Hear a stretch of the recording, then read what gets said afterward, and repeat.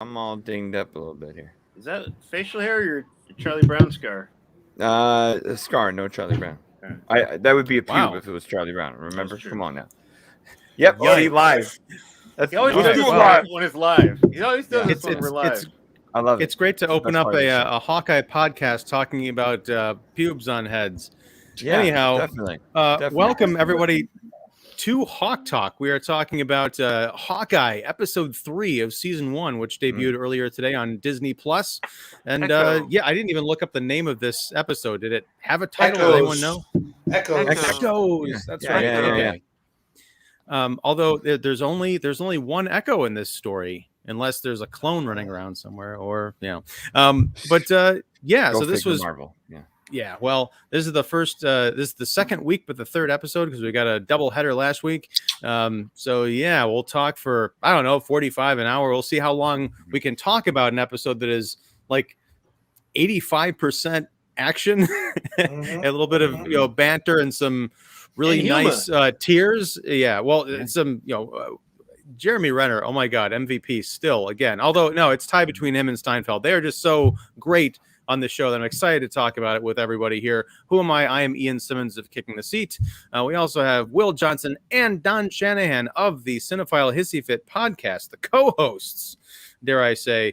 We have Annie Banks of Chuckload of Comics and Movie Web, David Fowley of Keeping It Real, and Mike Crowley, like in the lobby of having just watched Guillermo del Toro's Nightmare Alley down at the AMC River East. So welcome, Mike. I'm glad you could join us. And you got a pint there going. This is perfect. Yeah, Mike's muted because there's some ambient noise going on, but he will jump in with all of his thoughts as they come to him. So without for those of you who've never been to River East, for all the people who aren't in Chicago, welcome to 1994 in there. Let me tell you, it's a shithole. Hey! Wow! I love that theater. No, there's one good theater. Oh, there goes one sponsorship out the door. Well, there we go. AMC. Bye-bye. The Cinephile Hissy Fit podcast. Okay. I thought Mike just left because he was our AMC shill. I was insulted. AMC is gone now. Yeah. Well, no, bought by Amazon soon enough. Don't you worry. What I love is that we had a viewer who left right as Don started talking trash about AMC. I think we had either an AMC rep or an AMC stand, just just out of here. But that's fine. That's totally fine because we're going to talk about Hawkeye regardless. Lost his foot. Yeah. So let me ask. Well, first of all, if you are joining us live, and it's kind of pointless to say this when we have no viewers right now, but that's sure to change because we're live on Facebook and YouTube and Twitter and all that. Feel free to leave a comment. We're going to be talking about this. We're going to be doing some a spoiler-free synopsis and then getting into the spoilers a little bit later in the show. But who, out of my brave compatriots, wants to talk? Wants to give the Hawk synopsis? Volunteers. Okay. David with the hand. David with the hand. The creepy hand and the eyes. Yikes. Yeah. Tell us about Echoes. Echo. So this is a tight episode, and it's the half point out of this 6-part limited series. That's Comic Talk, folks. So it opens up in 2007, and we see a young girl in a classroom. This is Maya Lopez, and we saw the adult version of her at the end of last episode. So it picks up with somewhat of an origin, much like the first episode began with an origin with Kate Bishop. And much like Kate Bishop, Maya Lopez, we see from her origin that she is also missing her father. So that's a double Disney whammy.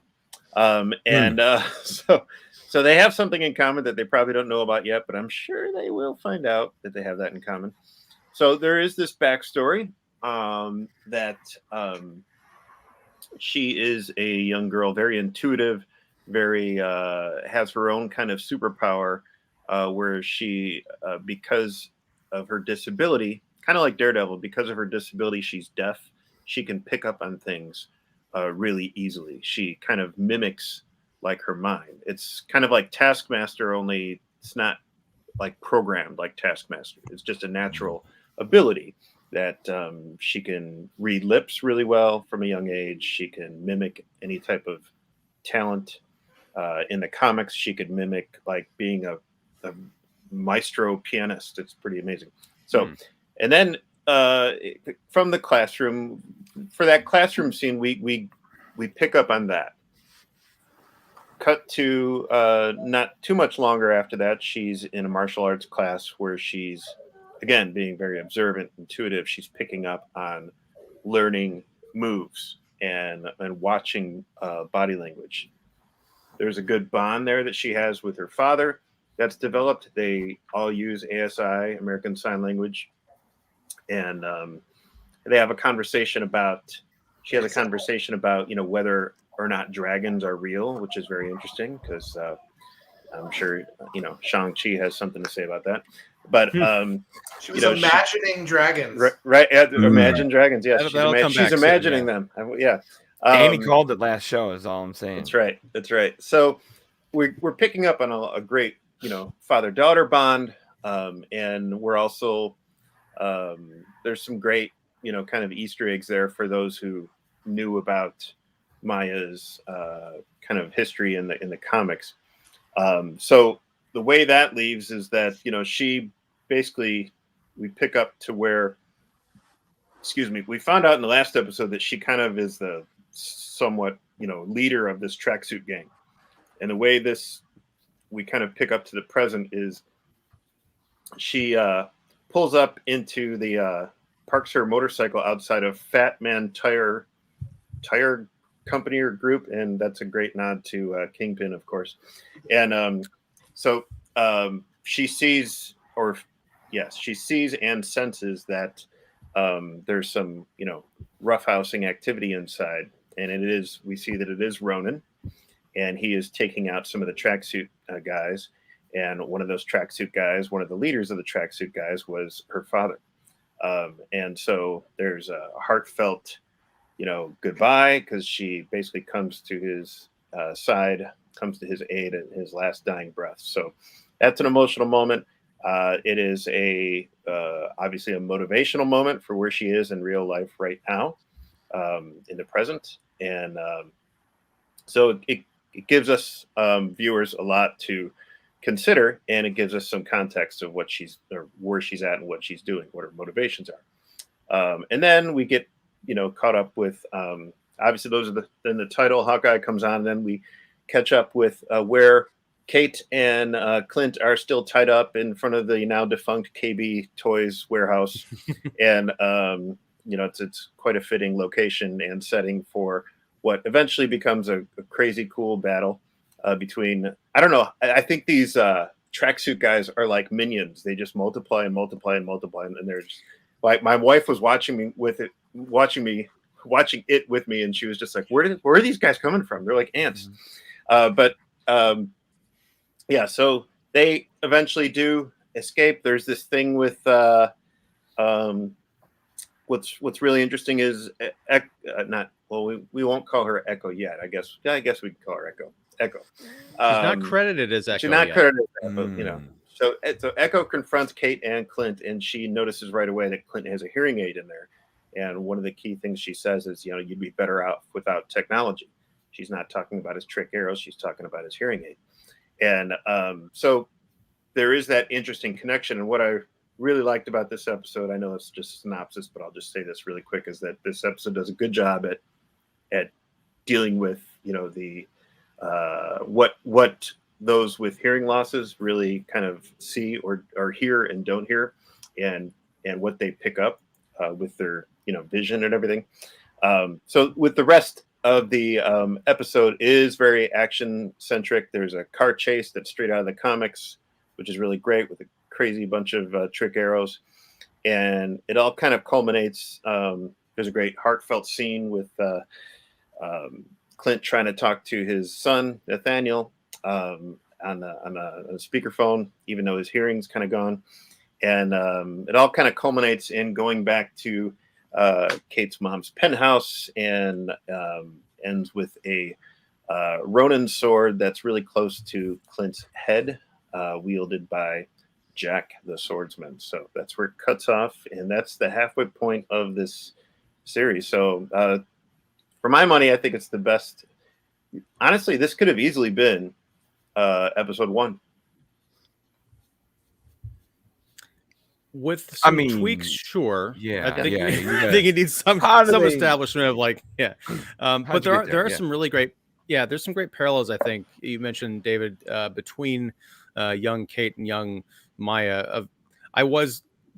If it weren't for the performances, my eyes would have been rolling heavily at the loss of, Disney Dad number 2. But but it's, I'm curious to see how these parallels work out, because as much as Maya and Kate's story kind of run in tandem, there's also a big connection between Maya and Clint. And I'm wondering if this is the storyteller's way of further drawing Kate Bishop and Clint Barton together by giving them a parallel enemy, or an enemy with parallel experiences to both of them. Is kind of a cool trick. So David, you're very high in the episode. Is there anybody, because I'm also, spoiler alert, very high on the episode, is there anybody who's like, it's okay, or bad? Do we run the gamut, or are we all kind of in agreement? Oh, here it comes. I don't want to say anything about the episodes. I enjoyed the episode, and I think the echoes, besides the character's name, is how Kate and Clint are very much alike each other, because at one point when he can't hear, she's saying the same thing he eventually says. He's echoing her thoughts. And sure, blah, that's blah, good. Blah. However, the one thing I am having a little trouble with is when I try to watch this, I try to separate these stuff from the comics. I'm not like a huge Echo person. I don't know a lot about it. So I know that these things have to be told from their own story. Like, you can't be looking at the comics as the inspiration. So there is a little bit of a tonal problem that I'm trying to work out with the tracksuit people. And that is, sometimes they're called idiots and they're very comedic, but then they've got this background where it's obviously you've got Echo's, I think it was, her family member was in it, and they've got this connection to a really high person that Ronan took out or was trying to take out. So I'm confused on whether I'm supposed to take these guys seriously or not, because one moment they seem like a pretty legitimately dangerous organization, and then the next they're just these guys who are talking to their person they've kidnapped about their dating relationship, and saying bro all the time. So I am having a little tonal problem with the Tracksuit Mafia, because they are kind of like a joke, but they're not. Like, they're trying to have both ways, and I'm not feeling that. That's my only issue with the episode, is that, like, I mean, Ronan took the time to wipe out like an entire auto shop of these guys, so they have to have been bad enough to be, you know what I mean? So I don't know where to go. That's my only issue so far, is I don't know how to take these guys as a joke or, as serious. Well, I share that sentiment, and honestly, I didn't even pick up that Maya's father's gang was part of the Tracksuit Mafia until you guys mentioned it. I guess he was possibly wearing one of those suits at the end, but I mean, when Maya pulls up to that shop or whatever, she's outside, she's seeing a lot of things through the windows, and it's all very shadowy, and you don't see a whole lot going on. But yeah, I didn't really make that connection. I know she is the de facto leader of that, so I guess it makes sense. But to me, there was kind of a disconnect there, and I think it's sort of what to Will's speaking to. I considered that to be some kind of like a badass martial arts oriented gang that Ronan was taking down, almost like Yakuza or something, because they did not match up with what we've seen of the Tracksuit Mafia, who are just these kind of goofy goons. And what was the name of their moving company, like Dude Bro Movers or something like that? Bro. Yeah, they Trust a Bro. Trust a Bro Movers. Something. It's like, it was clever. I liked it. But in that scene with Ronan, they're all wearing the tracksuits. So I didn't pick up on it. I just saw it's a dark scene, so I just saw he was just like slicing through random people. I mean, even in her backstory, when she's about to fight this other kid, her father's there, and he's wearing a tracksuit there. He's kneeling down at her. Yeah. But I guess there's a difference between people wearing tracksuits and then like the Tracksuit Mafia, where you just see a bunch of like these bald white Russian guys, together. And whoever brought up the Minion comparison, I think, is apt, because they are just like cartoon characters, except when they're not. And during that interrogation scene, when Clint and Kate are tied to these like mechanical rocking horse, it's kind of a funny visual. But I'm thinking there's a version of this scene where I really believe they're in danger before Maya walks in. I guess maybe that's the chilling effect they were going for, like, oh, this is the real threat of the scene. But I was like, they're gonna get out of this and make quick work of these guys. Annie, jump in. Me? Okay, so jump into the pile of balls. I think that the thing that really did it for me with this episode is the sign language. I am familiar with sign language. I studied sign language through high school. I'm not as fluent as I once was, but I can conversationally use it. I've also spent a lot of time with the deaf community. I myself am a young person losing my hearing in one ear. So I think that having this applied in a very honest and transparent sense is what I want. I have seen the experiences of Clint and Maya in real life, in real time. And this is it. This is how it is. This is how it becomes. They're not really fabricating anything or fantasizing anything about this. And I think being able to deliver the honest deaf experience is the best thing that this show can do. One time I turned off my captions because I was watching it in class. I turned off my captions and I wanted to challenge myself by practicing my own sign language, by following them along, and that's cool. Trying to really keep up with this. And I really kind of take that from their perspective, from the perspective that Fraction and Aja wanted to accomplish while writing these panels in American Sign Language. And I texted a good friend of mine she's in London, so she saw it a little bit earlier. Oh. She's like, you're going to love this. You're going to love this. You're going to love this. Mm-hmm. Like, yeah, I'm loving the show so far. But, I text her. I'm like, girl, I'm going to start crying in the bathroom. This is what I wanted to see. And I think having that there and really being able to bring that sense of just wholehearted fun with the car chase. And then you see Clint going with Kate to get his hearing aid fixed, and then you hear the dig about not having technology, which is a really big thing in the deaf community. They do not like cochlear implants. Deaf people do not, they accept hearing aids, but cochlear implants and other Sound of Metal was all about. Yes, right. Yeah. Metal. So yeah, which I love that movie. That was fantastic. Oh, God. But, I think seeing this and really watching that point where Marvel says, okay, we're still going to step back from making this too over the top and too Marvel Cinematic Universe and really stripping this down to what it is. Two archers living parallel lives. It's the most human story besides Daredevil I've experienced. Yeah. I really am. I love this human aspect. I love this street level hero aspect. I like seeing this raw side of Clint. And I'm really enjoying how Steinfeld is perfectly cast.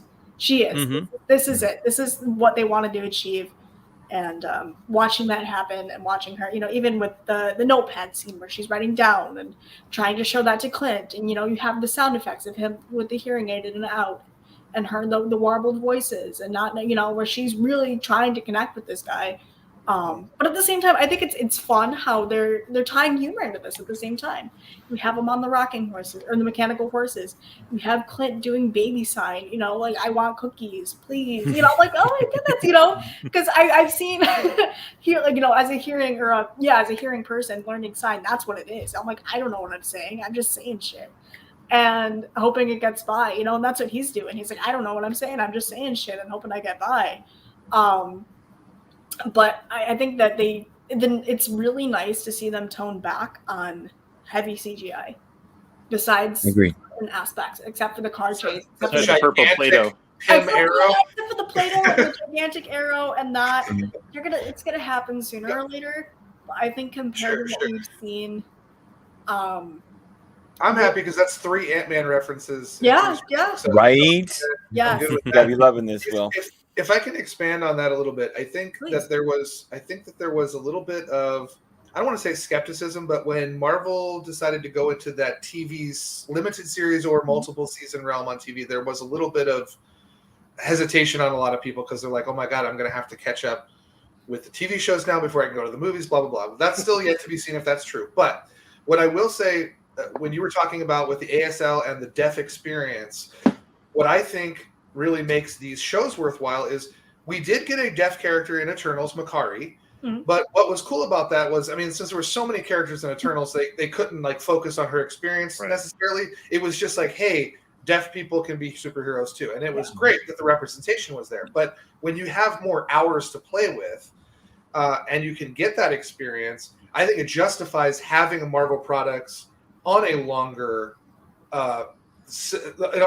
program, like a 6 or 8 hour program or a miniseries or whatever, because you get character moments like this that can expand upon ideas that are touched on in the movies that you can't expand upon in the movies due to time and being condensed. So the difference between that is, I loved how they represented Makari.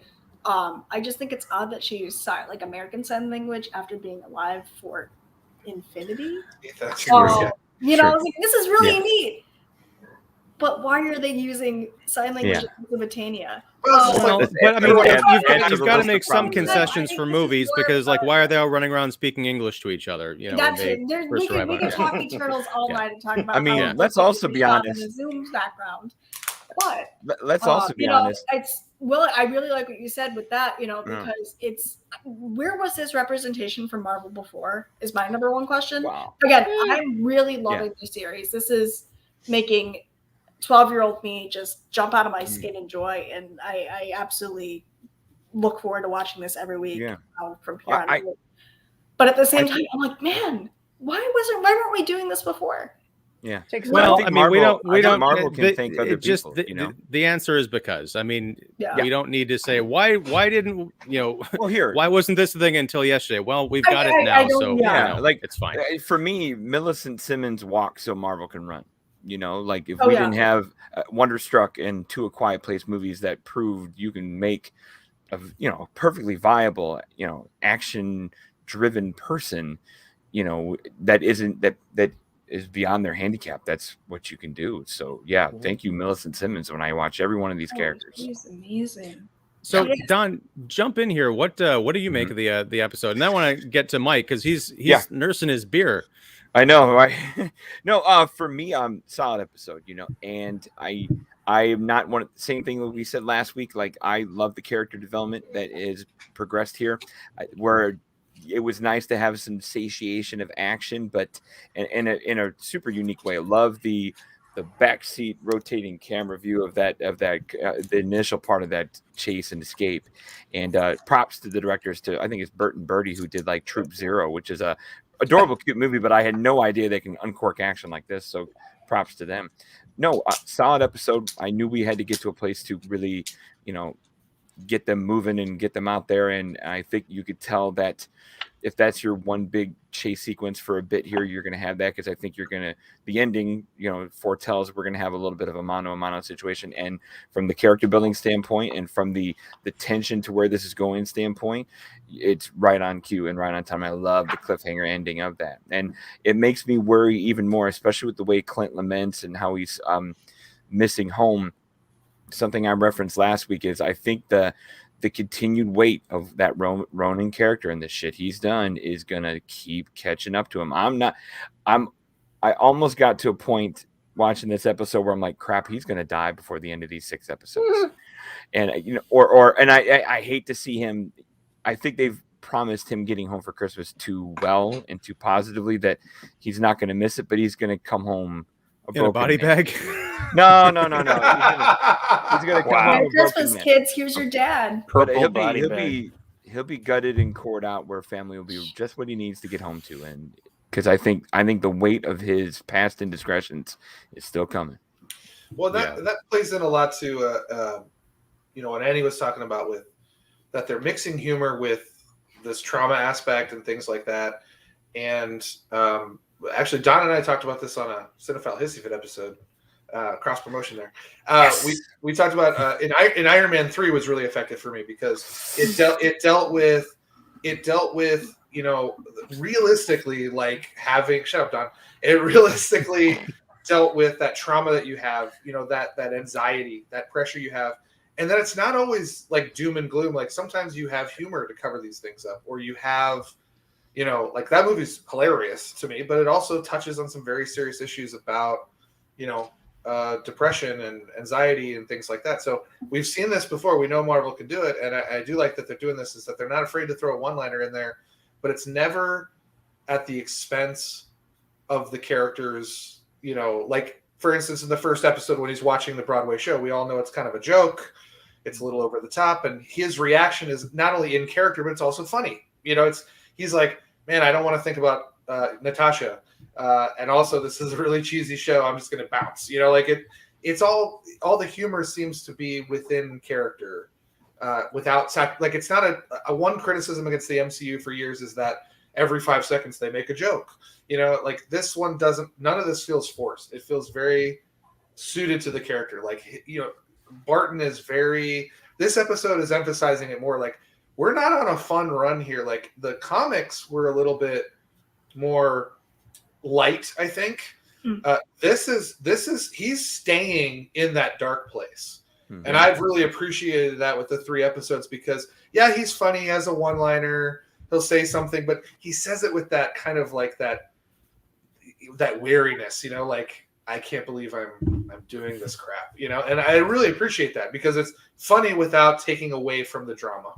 Yeah. Now, with that, you said that there's not a lot of expense going on. Could you apply that to what Marvel decided to do with Thor in Endgame, where they pitted his alcoholism and his depression on his weight and said that Fat Thor, Big Lebowski Thor, is funny because he's depressed and overweight? Fair question. I never felt like, yes, the weight. I thought that was more of a joke on Hemsworth than like fat people. It was like, look at Hemsworth's perfect body. Now he has like, because I was just like, I had that body, so I'm just like, yeah, I look like Thor now. This is great. And I've been there. I've been in some massively depressive situations where I've eaten too much and things like that. And you just get big, and it terrorizes you. And you have to have a sense of humor about it. Mm-hmm. I never felt like they were doing that one as a joke. I mean, some people were saying like, well, they made all these jokes, and it was like, well, no, like War Machine makes some jokes, but that War Machine isn't the, like, he'll say like, he'll be like, do you know what's running through my veins? And War Machine will be like, Funyuns, you know, like that is a character specific joke. That's not the movie or the I didn't know how you interpreted that. I was like, I'm not saying it's right or wrong. I'm just saying that I know that since they decided to do that character arc, I know that was very divisive between how people decided to interpret. Again, he's a fictional character of a fictional, you know what I mean? But the open interpretation of mental illness and the depiction in humor. I think that they're doing it really well with Hawkeye, like you said, where he decided to walk out of Rogers the Musical. Bitchin' soundtrack, by the way, really good. But not for Don. But at the same time, you know, it's kind of like, okay, so why is this not as divisive? Like we mentioned last time, this could have been 9/11 musical. As well, I don't know. I heard the Thor controversy about his weight, and I couldn't have rolled my eyes harder. I'm like, there used to be a time when you could have that happen in a movie, and it's just, you know, funny. There are people who are, I guess, triggered by it, but there's people who are triggered by anything. So I don't know. I don't pay any credence to that at all. If I could just say something about the Fat Thor thing real quick. What I really liked about it, what sold me that it wasn't a joke, was that, I know this seems trivial, but at the end when he gets the courage up to, you know, to get the lightning to hit him, and he's got the old timey braids and stuff, he wasn't suddenly transformed back into svelte Chris Hemsworth. He was still Fat Thor, and it was like he's still going to carry literally and figuratively this weight of his depression, and he's just going to have to fight like that, you know. And that's what made me think that they were taking it more seriously than like. Because if it was a joke, like a Nutty Professor thing, where it's like, oh, he's suddenly thin and he's handsome, like that, they would have turned him back into Chris Hemsworth, and they didn't do that. And I really, he could have just unzipped the fat suit. That's all you have to say about it. True. So, Mike, get that man in here. Thoughts on the app? Well, pardon me. I thought it kind of exemplified how Marvel knows how to handle their tone and their characters, where it's a mix of fun and action. And as someone who has been reading some of the comic that some of the folks have very graciously suggested to me, I love the nods to it. The like Russian goons are in it, the car chase is in it, and it's very exciting. But it knows how to pace everything out. It knows how not to be too jokey, and it knows how to be serious but not too serious. The only moment that just kind of threw me off was when there's, and I won't give it away, but there's a very dramatic scene in a diner. Not very dramatic, but partially dramatic scene in a diner where I'm not going to say the contents of the conversation, but... You can if you want to, because we're talking spoilers officially. Oh, okay. So Kate finds out about Clint's or Hawkeye's background as the Ronin, right? And I really like the way they handled it. He didn't just like kind of close up and not say anything. He knew Kate's extremely intelligent, and he knew just to kind of come out with it and tell her, look, I did this because of A, B, and C. And I love the way they shot that scene. Like the camera is just straight on their faces as they're kind of reacting, sort of like a Wes Anderson film without like the orange filter. And that's not like a criticism. It's just, you know, more of like an observation, you know. But then they go to this park scene where they're speaking, and the tempo of the music goes from very serious to kind of like light and fun, and it was kind of abrupt, and it threw me off a bit. But aside from that, I like the ending. I like the reveal of the stepfather being kind of behind the entire sort of Russian goon organization. I believe Echo was saying earlier that she was speaking to someone else. He kind of looked like an actor he kind of looked like Anton Yelchin, the late Anton Yelchin, God rest his soul. She was talking about how you don't want to cross with my father and all that, and then are you talking about who's your father? And I guess I'm sorry? The interpreter? Are you talking about Echo's interpreter? Yes. Okay. I believe that's two different characters. I think they're referring to the swordsman, the stepfather at the end in the match, and who draws the knife on Clint. Right, who draws that's not right. That's not the uncle. That's not the uncle that they're referring to. Oh no, I was referring to the young man. You saw him, I think, in the second episode. He took his mask off and he looked surprised. Yeah, and she was talking to him. Yeah, her right hand. Echoes. Yeah. Okay, you find out who her father is, and I think that's going to lead to, because the scene where the deceased father of Kate Bishop is arguing with the mother, I think that's a plant, and they're going to go back to that, and I think that's part of that plant. So I like how they're bringing in those familial issues and how they're tying a dichotomy between Hawkeye and Echo and their struggle with hearing loss. And it's a great way to develop the characters and keep sort of that Marvel tone that's worked wonderfully throughout the years consistent. And yeah, it's really diving deeper into Hawkeye as a character. I really didn't like, I'll be honest, I was like, oh, he's kind of lame, he just shoots arrows. But then I see this and I'm like, oh no, this dude's like a human tank. He can like jump out of buildings, he can handle cars, he can do anything. And it really just emphasizes, like, I'm kind of like, oh, I get why people like him so much now beyond, some of the other reasons. But I mean, it was a great episode. I was, I'll be honest, like I was wondering what Annie was thinking because of how the representation of hearing loss was put in this show. I really loved the beginning as well, where they're showing Echo as a little girl, and the score is just taking over. We're just seeing the score. The scene is kind of shot at magic hour for the most part, and it's just a beautiful representation of how Echo maybe had to grow up with trouble hearing people and how immediately she gets Hawkeye. So I really loved how they put that together, and I thought it was a very well put together piece, a very well put together midpoint where we go, well, where do we go from here?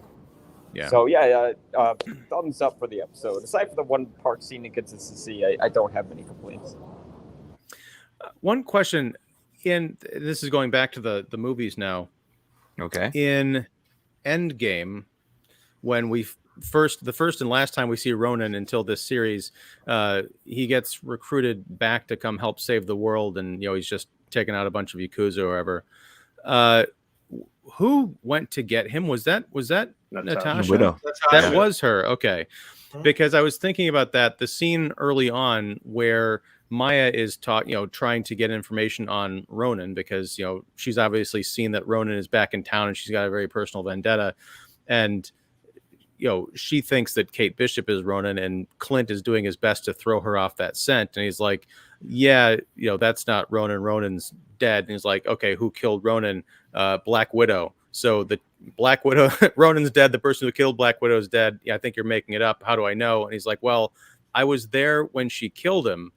I thought that was a really nice little touch, because when she went to get him to bring him back to the Avengers and to sanity, she did, kill that persona. I thought it was really nice, but it also seemed to hurt a little bit that he was almost that like he had to use his dead friend that he's been mourning over to get out of this sticky situation. Like, I don't want to play this card, but if I don't, nothing good's going to come of this. It reminded me of how Obi-Wan told Luke how his father died, from a certain point of view. Very, very true.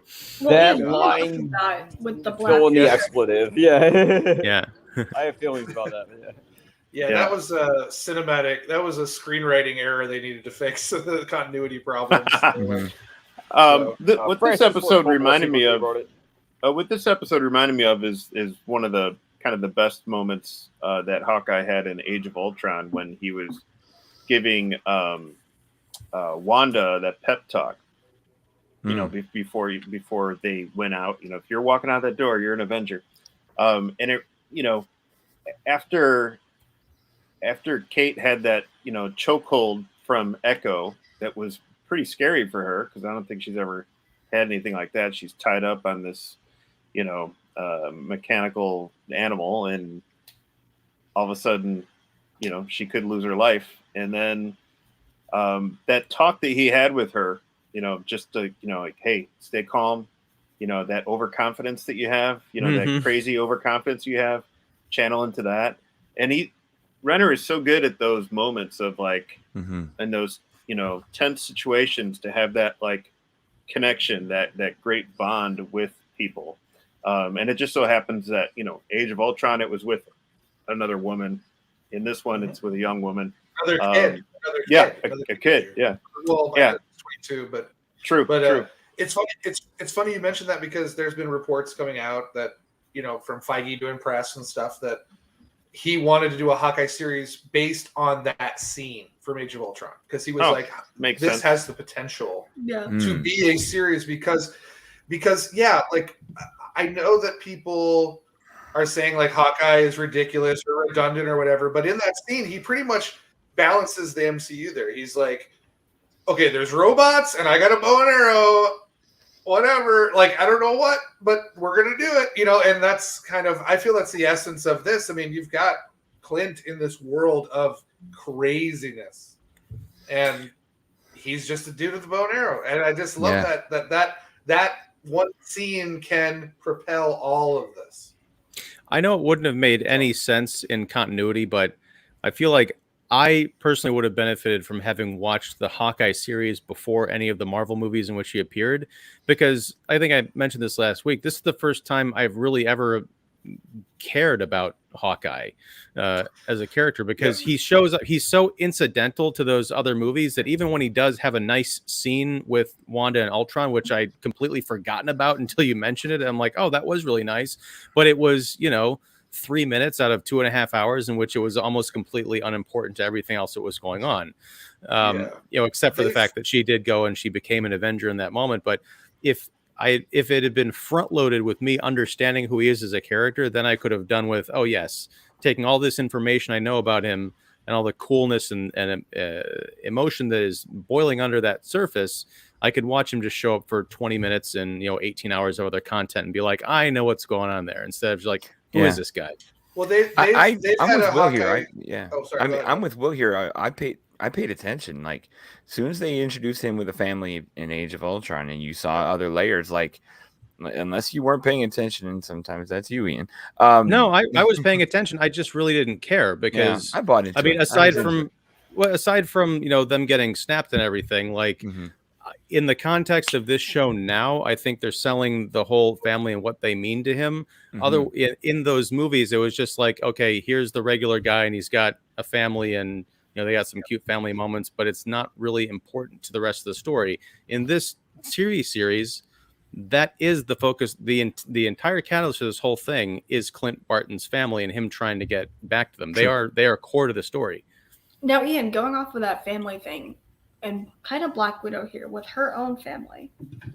Florence Pugh has been billed for all episodes of Hawkeye, but where is she? Where is Yelena? I thought we said in IMDb last week that she's only in 3. Oh, she is. Let me double check. I just saw her on Google. Like she's like on the main cast list. Yeah, I remember. And even in the end credits of Black Widow, it's such a significant pipeline directly into the series. Unless they have like a season 2 pre-teased before this one, you know what I mean? If she's going to be next season's big bad instead of this season's big bad, and this is strictly Kingpin, Echo, Tracksuit Mafia, Kate Bishop, you know what I mean? Lucky. But I was I don't know what to think yet with her being teased. Is it really great misleading marketing?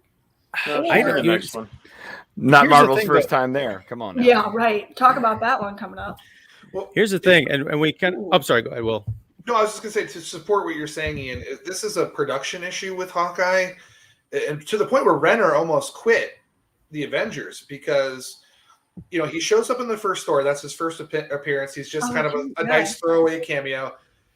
In Avengers, they pretty much make him a zombie like 85% of that movie. And Renner was like, this is not why you hired me. I'm not here to be, just like a minion for Loki. And he was really pissed off about that. And he almost quit. So they did like extra work in Age of Ultron to make sure you knew Hawkeye was important.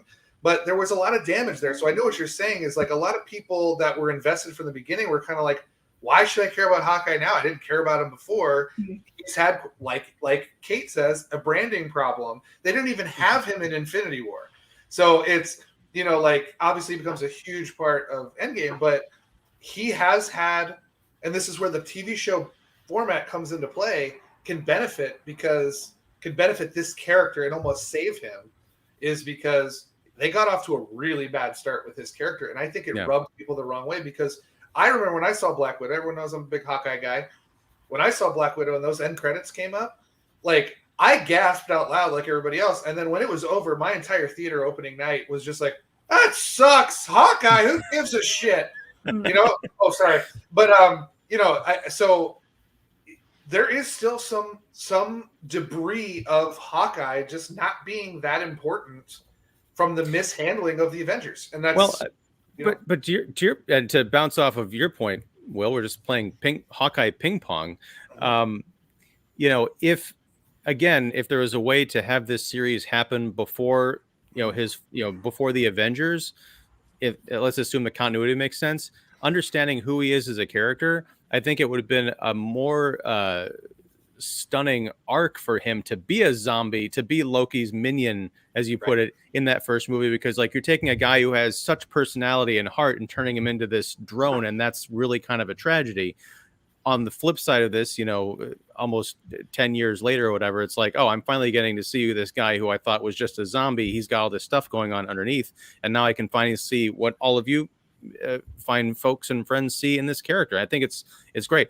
I do want to say that as much as I love Florence Pugh, and I am one of the few, I think, real Black Widow movie fans on this panel, I don't really want to see her in this series. I was jazzed when they announced, because when she shows up at the end and it's like, oh, she's going after Hawkeye. I'm like, finally, this is going to make Hawkeye interesting. No, now I'm watching the show. Hawkeye is very interesting. I think bringing in Yelena Florence Pugh, I feel like that's potentially the danger of roping in all this other MCU stuff. And I just want to see Clint get home to his family. If she shows up as like a villain of an episode and he thwarts her and says, me and, Natasha were friends or whatever, and you don't have to try and kill me. And then she goes away. That's fine. But to see her like be part of the bigger story, I can't see it. I'm fully ready to be proven wrong. I think but you're right. there's too much with that going on. Like if she's not, again, like we're halfway through the series, it feels too late for her to be here. Unless it feels too late unless it's again you show up. Oh, okay. I'm gonna shoot some arrows at you. We're gonna shake hands and go our separate ways, and then I'll see you for thunderbolts or something. You know what I mean? Like I can just see her being overshadowing Echo. Yeah. Or like what we're establishing with the swordsman. There's already so much going on with the potential antagonists of this show that adding someone else is like going to become, Batman forever or something like that. The clown in this as well. The clown? The cloud. I'm serious. The clown. Yeah. I'm sorry. I was thinking of something. I was thinking of the hand for some reason. Well, the hand's gonna and then we're gonna bring in Finn Jones, and he's gonna be Iron Fist again, and it's gonna be a mess. The character Kazi becomes the clown. Yeah, that's right. Because we have one more villain. Kazi is the clown, so he's there. And then he's just not this. He's a big bad already, but he's going to become worse. Is this for sure a limited series, or is this gonna be like Loki, where it's like this? There will be a season 2. It all depends on how it's received. Yeah. Yeah. I was gonna say. I mean, I got my FYC Best Comedy Series email for Hawkeye. I don't know about y'all. I would love for it to only come out during Christmas, series? so each season is set during Christmas. What's that, David? I'm not sure if it's a comedy series unless Hawkeye like ends up like Home Alone or something, and he has like a bunch of arrow traps for like guys invading. Yeah. I'd watch that one-shot deal. Yeah, on that if it gets greenlit to a second season, I just want it to only take place during Christmas. That would be fun. That'd be cool. I with the Yelena stuff, if I may comment on that. Yeah. If there is one thing that they didn't mess up with Hawkeye, is that they did have a very firm connection with him and Black Widow.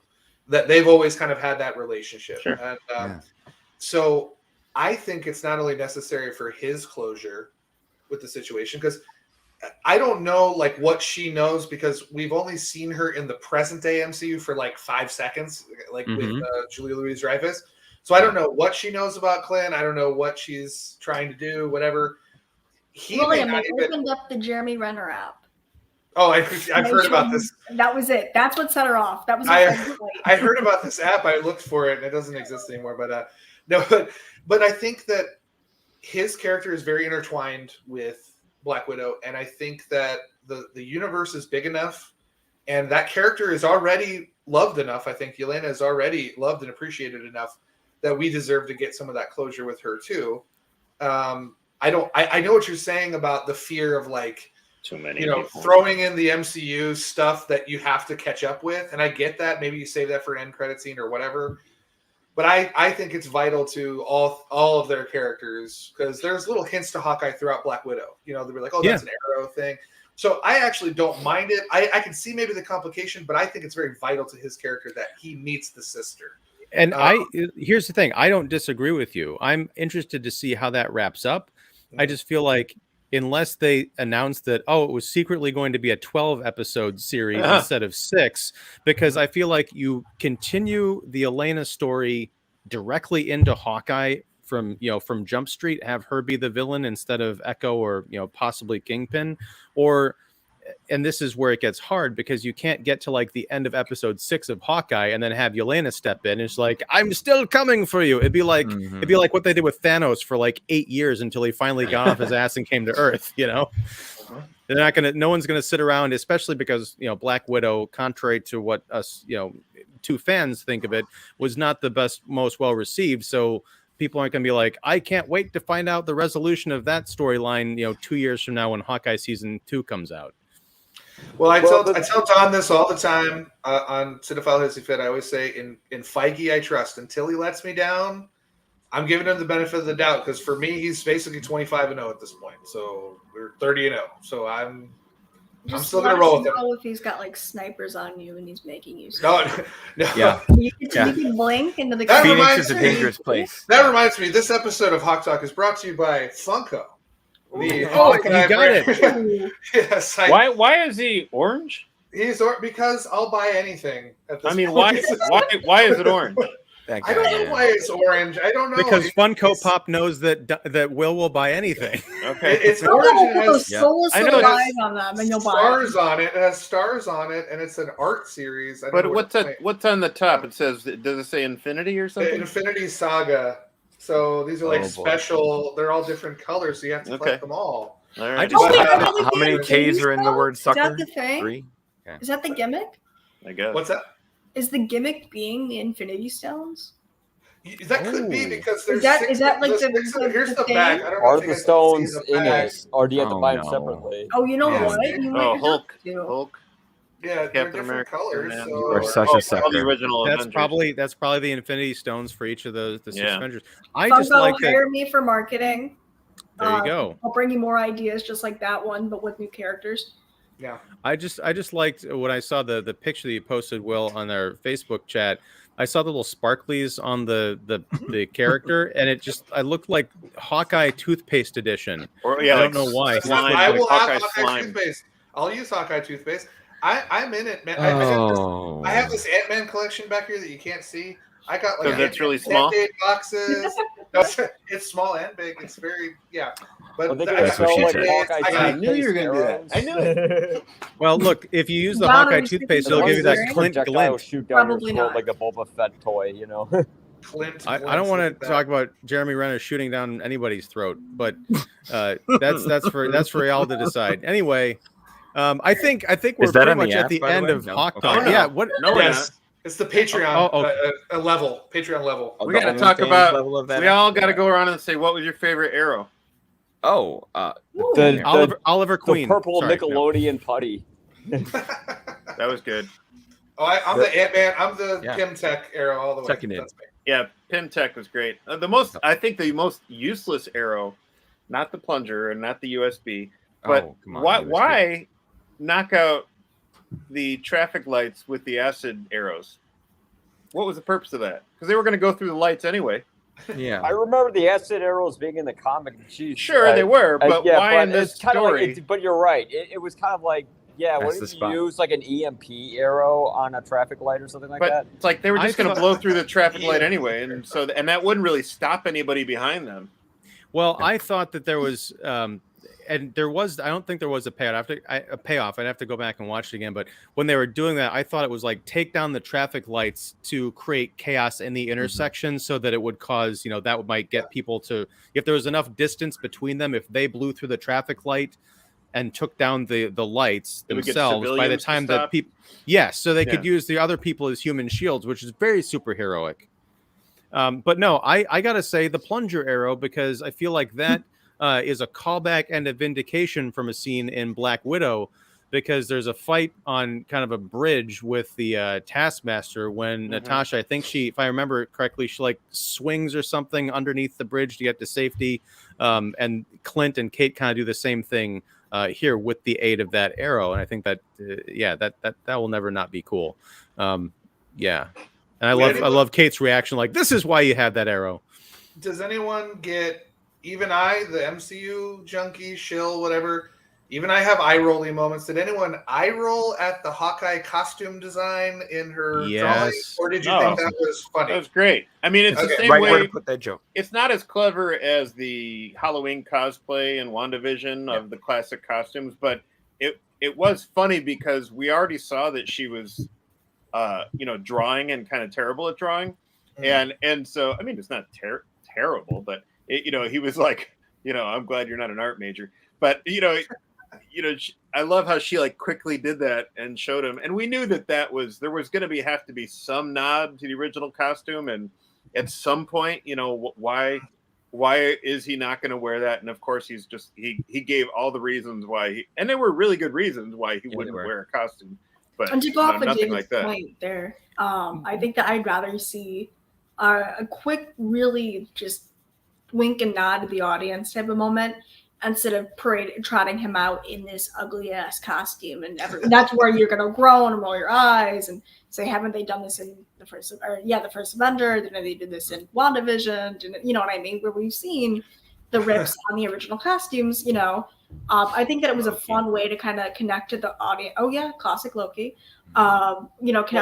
Don't forget Edward Norton had the giant. The big purple pants. Yeah, I mean, I think instead of doing that bit again, where it's super predictable and kind of waiting to see them parade out in these goofy, truly comical outfits, and even he looked ridiculous in the comics, but I think acknowledging that and putting that into canon is fun.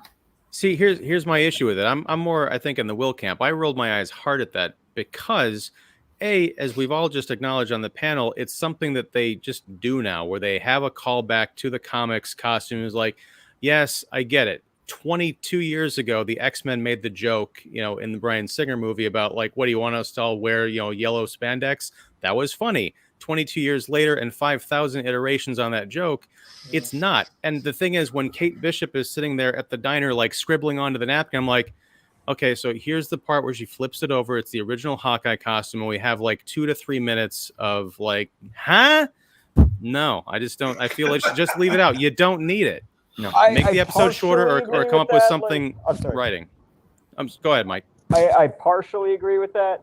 But at the same time, just for Kate's character, she's a young kid. She's really excited, and maybe like in her overexcitement, it kind of like matched who she is. Sure. So I didn't mind it so much in that particular situation, but I do mind it overall. Like, but here's the problem, though. It's the fact, and I don't disagree with you, Mike. But I think so you'll if she's going to agree with Mike. There you go. See, Mike does not have a problem with branding. But here's the thing, though. Do something else with that bit if you're going to do it, because by having her draw the Hawkeye costume from the comics, it's like so meta that it's just kind of disappointing. It's not funny. It's not smart. That being said, he is going to get the new costume. Something that we've seen. He's going to get a new costume. That's true.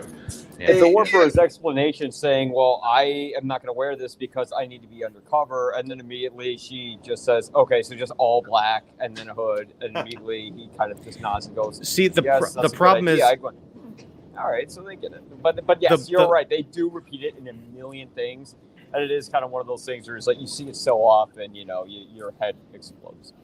And I want to say, Mike, this is where I'm conflicted, because I hated that joke, but the sort of punchline to that scene, although it wasn't really funny, was Hawkeye explaining, as was mentioned when we first started talking about this, why it wouldn't work. It's a really great explanation. I just wish the setup had been worthy of that payoff. I just didn't think it was, in my not so humble opinion.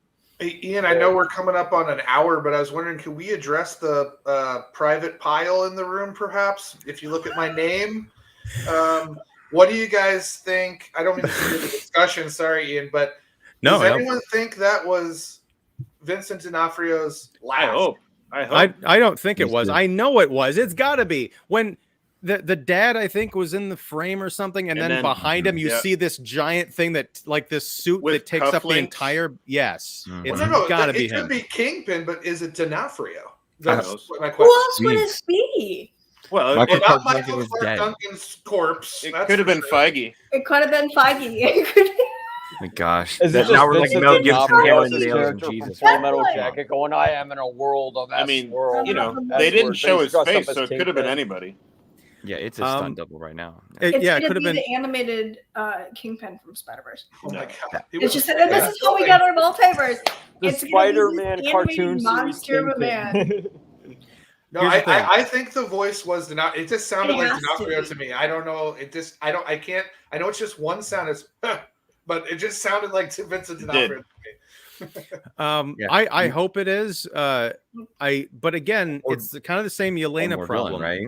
Yeah. I hope that they keep this ruse up, and then at the very end of episode 6, you see him, or even do the Thanos thing where you just get like the back of his bald head and he like kind of turns or something and says like, and now it begins, or some nonsense. I don't think we need to see the full-on D'Onofrio Kingpin, especially because I haven't watched most of like Daredevil. I watched the first season and the first couple of episodes of season 2, so I don't know exactly what they did with the character beyond that series. So I don't know if they're him in front of Vanessa.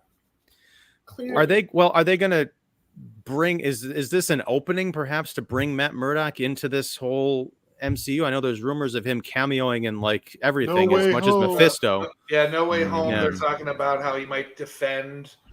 No way is that going to happen. I know. I'm just saying that's what they're saying out there. The people, you know. By the way, are we scheduling a roundtable for that? I hope No. y'all. Maybe after the screening in the showroom. That's what I'm Well, saying. no details on who or when people might be seeing that because we are live. But some of us may have access to see Spider-Man: No Way Home a little early. But yes, we will Annie. figure something out. Yes, Wait, the other way. The other way. No, sorry. Come on, Don, Not- be professional. Annie, no more references to 90 days. No, I have my big Ed tattoo. Do you want to see it? Yes. I don't. Okay. oh, all right. I was gonna say you can't because I would love anybody who We should gets a get big Ed matching tattoo. Big Ed tattoos. We're gonna do that. Okay, We're gonna get matching Big Ed tattoos. I thought this was Big- spoilers for Hawkeye. Big Ed's assembled. Big Ed Yes. is gonna be Kingpin. This is why he cut his hair, Ian. This is Okay, why- everybody needs to watch Cheap. 90 Days to get I was context just for gonna say, Big Ed and why that's a that was perfect so idea. 90 days. I don't even know what 90 Days is. It's probably a reality show, and Yeah, It 90 is. days with a Fiancé fiance, is? something. Yes, 90 Day Fiance. It's a whole universe. Anyway, we're gonna crazy. wrap it up here, everybody, because we've talked Kingpin, we've talked Hawkeye and Kate Bishop. We will definitely be back next Wednesday, talking about episode 4. I could talk to you guys for like hours and hours, but I actually have another engagement to get to. And yes, thank you all very much for HawkTalk. And those who are watching or catching us on the replay, thank you very much. Feel free to leave a comment. If you have any questions or theories or opinions or things that you'd like us to talk about on the next episode, feel free to leave a comment and we will address all feedback. But for now, I am Ian Simmons. I am joined also by Don Shanahan and Will Johnson of the Cinephile Hissy Fit podcast, Mike Crowley of 25 Years Later and YPA Reviews, Annie Banks of Chuckload of Comics and Movie Web, and David Fowley of Keeping It Real. I just got to get like a little speaker that plays everybody because this roll call is insane. But yeah, anyway, thank you. This has been Hawk Talk. Please like and subscribe. Follow everybody. Their information is down below in the description. And yes, have a wonderful evening. Still don't have a closing catchphrase, but that's kind of my thing. That's our job, right? And support Funko Pop. They're really hard up and they need the money.